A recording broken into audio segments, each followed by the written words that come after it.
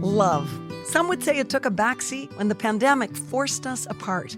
As a family-run and proudly Canadian-owned company, Charm Diamond Centers saw the need to bring us together with tales of love and created the Canadian Love Map podcast. Since then, we've shared hundreds of real, uplifting stories that prove love conquers all. So thank you for listening. We couldn't do it without you. And remember, love starts here. It means especially putting your children, I think, first above anything else. I think there's good days and there's definitely some bad days when you want to run and hide in the closet and cry. But I think at the end of those days, we are the best fit and best mom that we can be for our kiddos.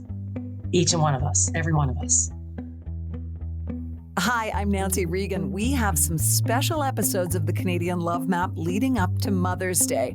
And this week's love story belongs to Shannon and Keon. It all started with a fancy coffee and ended with triplets. They joined me from their busy home to talk about the twists and turns in between. Shannon and Keon, welcome to the Canadian Love Map. We're so happy to be here. Thank you. We're going to get to the road that you're on now, but first we're going to take a trip back through time and talk about when you met. How did that happen? Well, we met back in around 2010, and I was working at the time downtown Halifax, and Keon was working with the military. So he was just in the city for just the day.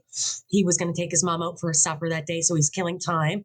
And we just happened to be in the same lineup at the same coffee shop, and I was ordering, my favorite drink in the whole world. It's over the top, it's fluffy, and it's ridiculous.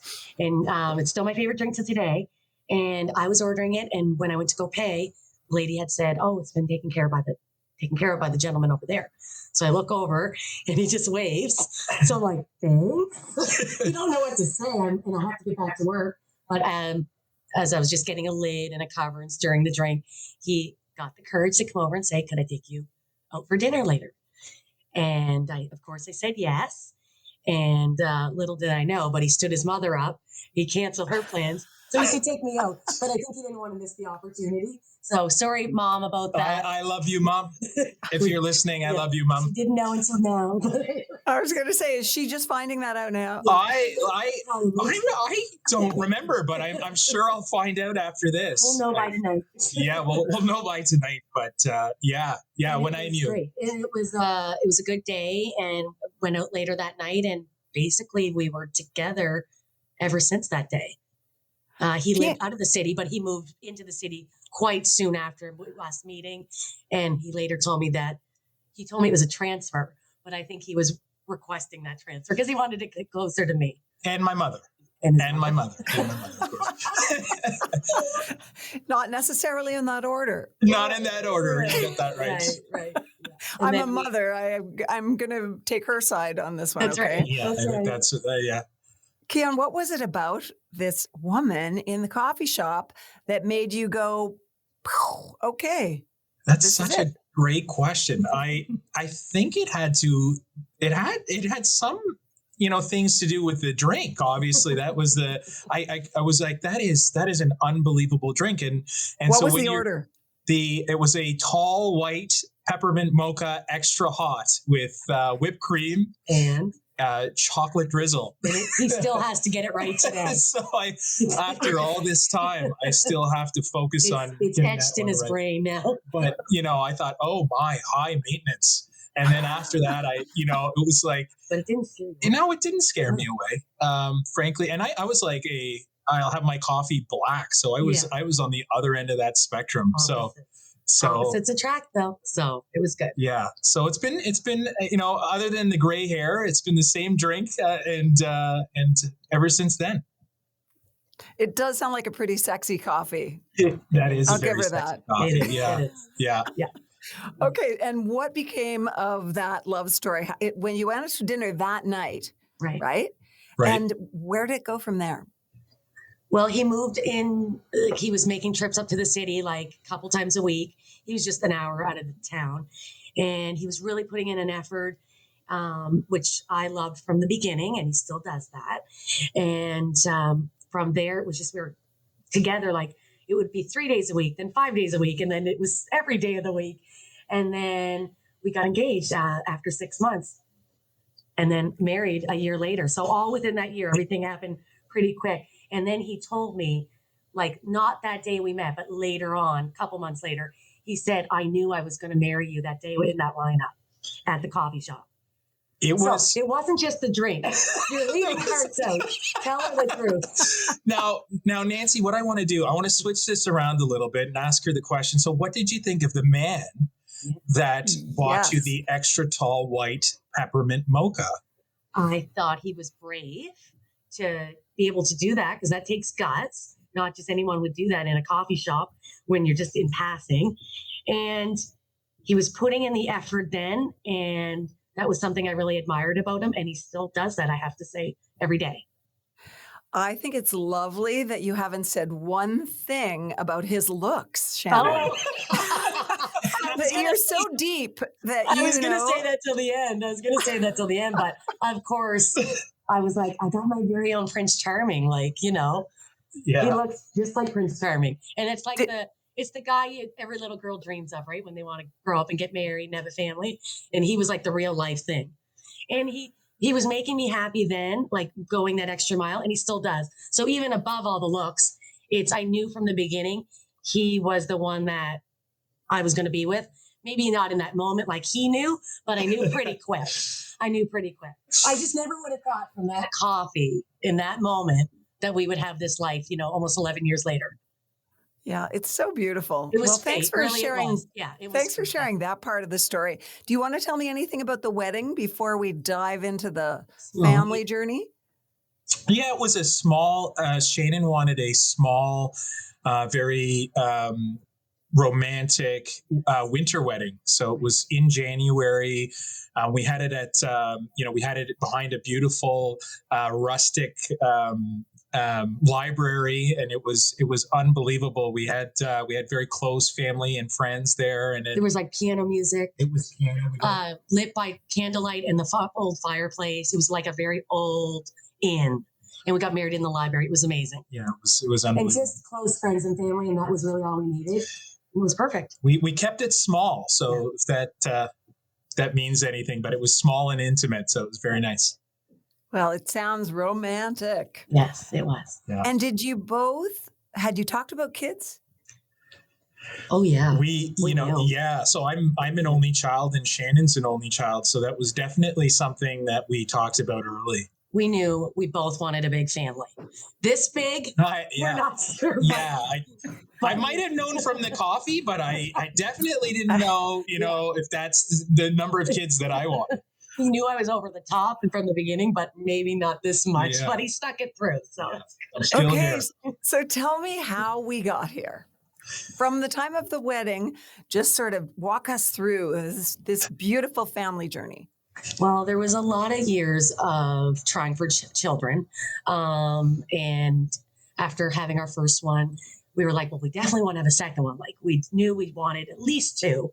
And then that struggle became a little bit harder. The years would go by and nothing was happening. And then we decided, well, we better get a little bit of assistance here. And we went down that IVF route. But then that didn't work out for us here. So it was just, we didn't know where to go from there because it was just like a lot of heartache. And then we just had to come to a decision what we were going to do. Yeah, it was really tough. I mean, I can speak from the male side. Like it was tough to talk to anybody about, right? Mm-hmm. There's so many, men out there that, that it's just a hard thing to talk about. And it was something that me and Shannon talked about. Like, where do we go for answers? Who do we talk to? And so we did a little bit of research and that's when the story gets crazy. It gets really crazy. Yeah. Okay. Tell me where your research took you.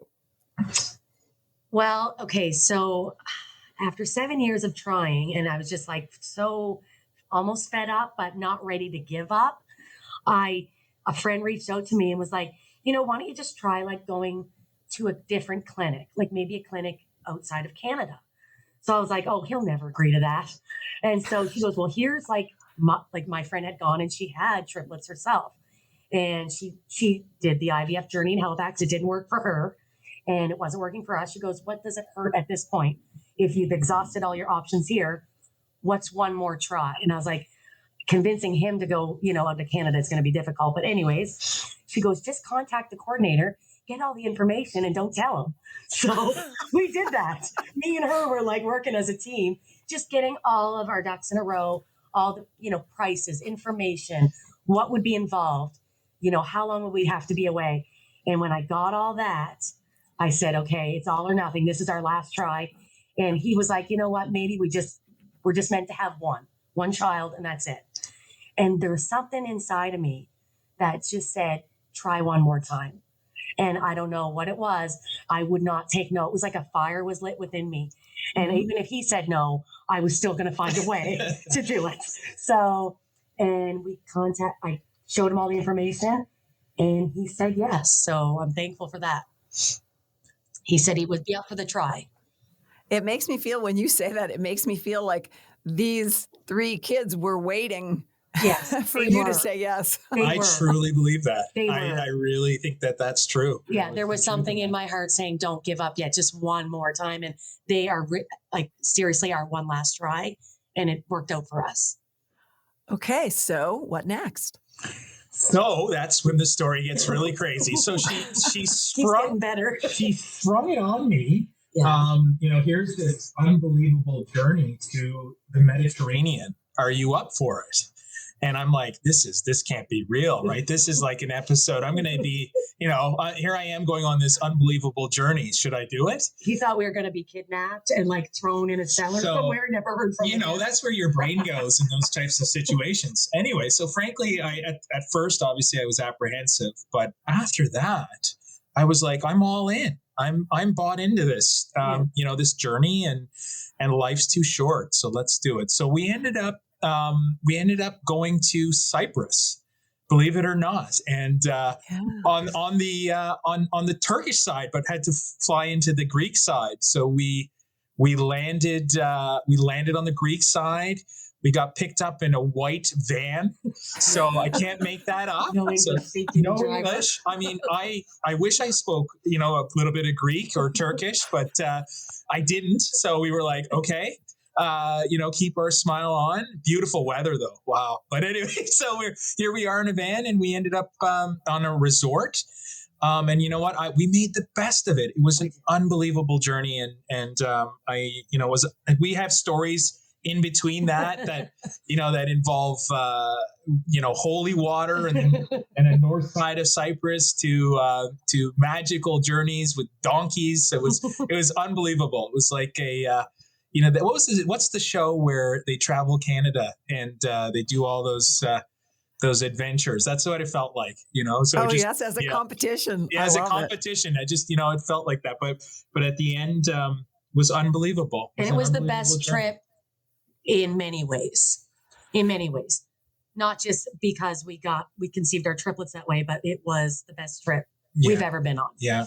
I've never danced so much in my life. I've never danced, and amazing food, amazing people, hospitality. The clinic was just treated us like royalty. Yep. So we had no complaints. So Cyprus was this adventure, this beautiful, I mean, I see the pictures of it in my mind. It's like a TV show, The Bachelor or Bachelorette or something. Exactly. Two enjoying this incredible locale.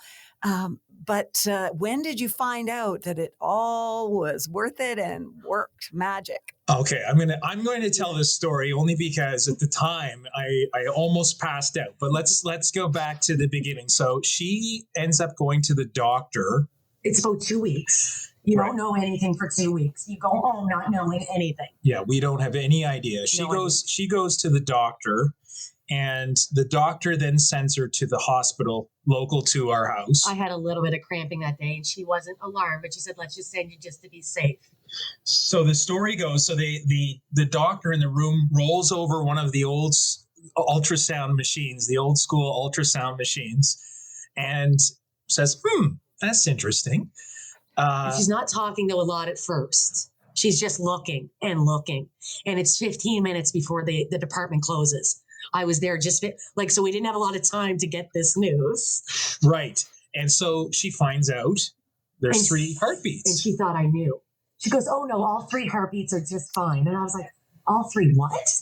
And I'm not with him. I'm alone with our 10-year-old. And my 10-year-old's shocked. I'm in shock. I said, did you say 3 heartbeats? And then that's when he came in. I had to call So him. she leaves the hospital. Okay. She leaves the hospital in a tiny Nissan Versa, turns left onto the main road and hits a truck in front of her. So the guy gets out of the car. The story goes like this. So the guy gets out of the car, the truck, and walks back to her car and says, ma'am, are you okay? And she goes, I just found out I had triplets. And he said, have a good day, ma'am, and got back into his truck and drove off. So then the phone rings. And then when the phone rings, I pick it up and she goes, well, I've got good news and I have bad news. And I said, I'm 10 minutes to an appointment. I got to go. I don't have time to talk. And she says, no, I've got good news and bad news. You may want to sit down. I said, what? So she goes, well, the bad news is I just left the Dartmouth General. And I said, the hospital? And I just got into a car accident. I said, car accident? And the good news is we're having triplets. I blew him with the bad news first, and as the shock was about to come, I got him with the second dose of news. So Nancy, you can see me smiling right now, but at that time there was no smile. It was panic and angst. Well, I heard the phone drop, and then I heard him screaming, No. I'm having triplets, and then him and his assistant are screaming, and I'm like, hello? Like, honey? And there's nothing. He's gone. And that's how we found out. Okay, that's a shock. And he never got mad about the fender benders. Yeah, I didn't even, you know what? That's funny that you say that. I never brought it up again. Never brought it up again. This podcast is brought to you by Charm Diamond Centers, Canada's largest family-owned jewelry store. They are proud to be putting love on the map, and the staff at Charm Diamond Centers are thrilled to be a part of your love story too. So visit charmdiamondcenters.com or one of your local stores. Love starts here. So how did they arrive? So I blame my mother-in-law for this one. This turkey dinner that she cooked with this gravy, right? Every time we have this turkey dinner, there's something happens the next day. But anyway, so New Year's Day. We had turkey dinner, and then the next morning I got woken up in the middle of the night. I think around 6 in the morning. 6 in the morning, and I didn't believe her. No, I didn't believe her. I was like, no, this is too early. This what we were. I think he thought it was a false alarm. So on January 2nd, they were at 6 in the morning. My water broke while we were sleeping. It woke me up instantly. I was not in any kind of pain, no contractions. I woke him up and I said, my water broke. We have to go. He thought he jolted out of bed.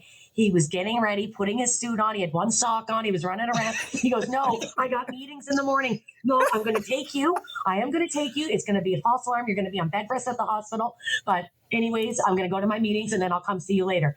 And he was getting ready for work, making his calls to his assistant.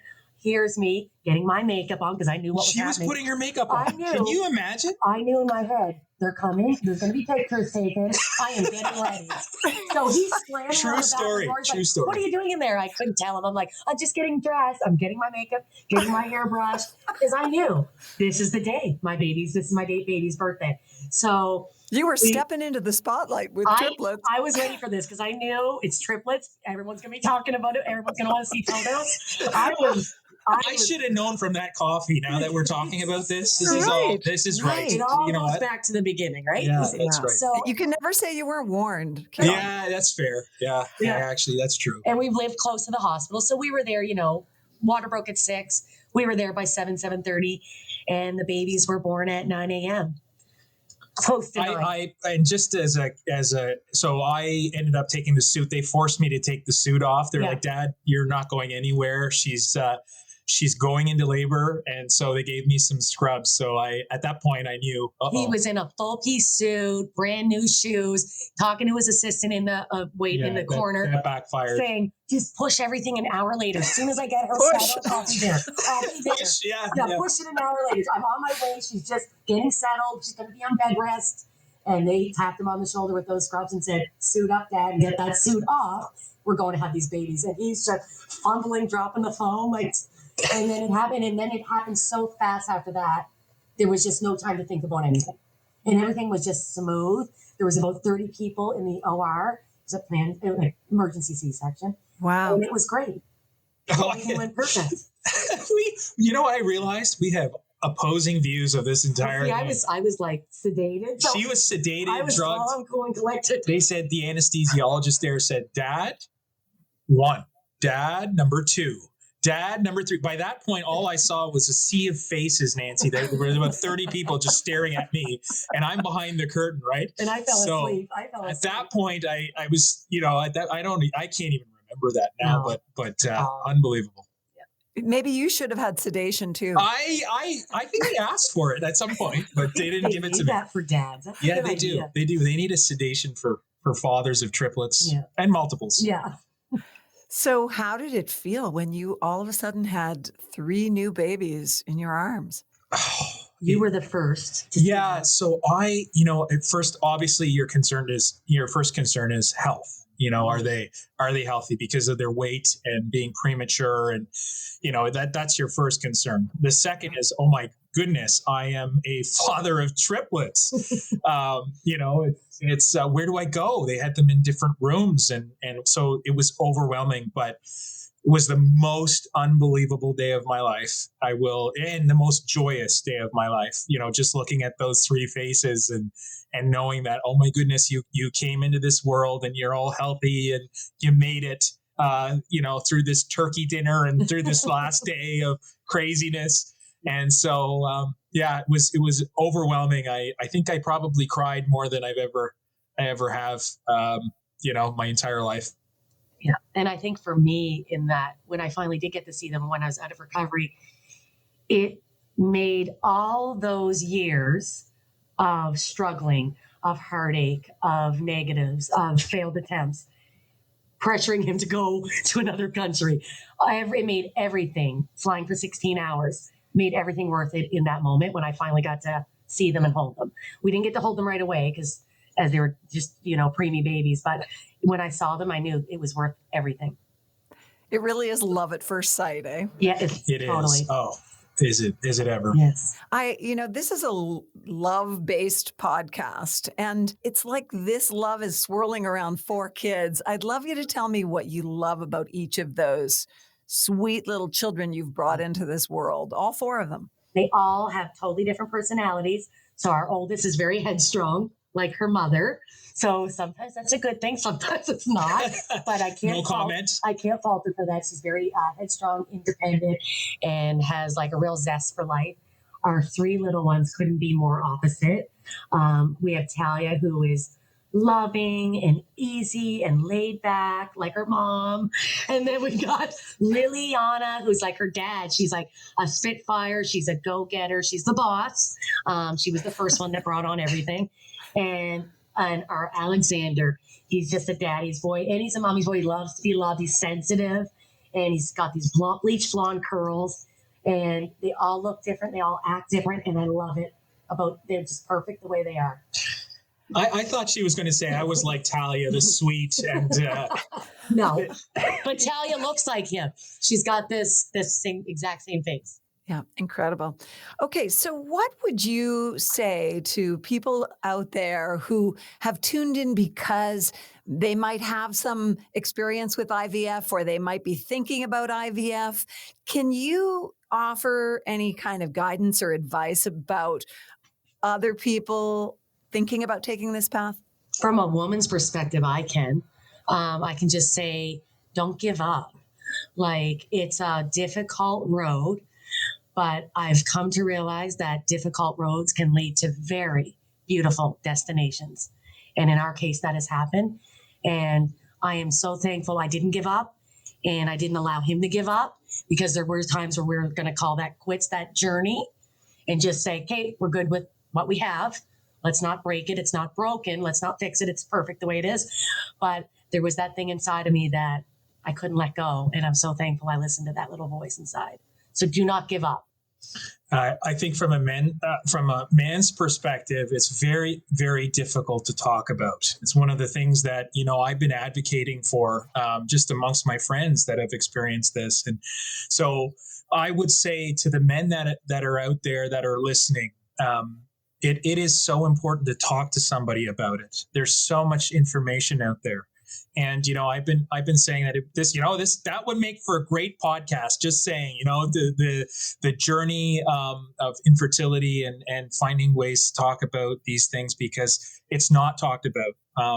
And so to all the men out there, my advice would be talk about it, find somebody, because there are men that are going through this that can relate to what you're feeling and what you're going through. And it's not easy. So definitely something that there are answers to and that there is help for. So keep don't go and find triplets, but there are Don't go seeking that. Don't go seeking that, but careful what you wish for. But you know what? Stay positive as much as possible, because there's a light at the end of the tunnel.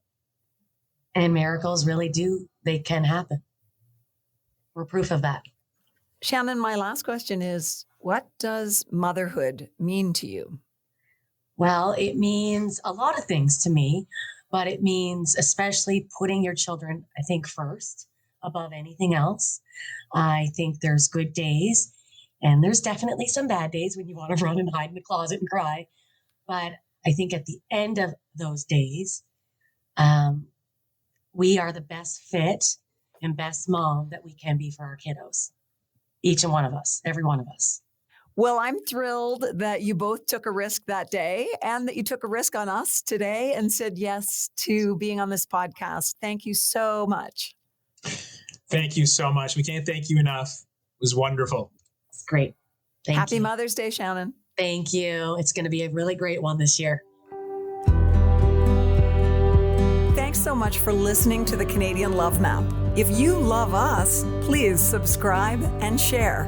We'll be back next week with another love story to add to the map. This podcast is presented and made possible by Charm Diamond Centers. It's hosted by me, Nancy Regan, and is produced and distributed by Podstarter.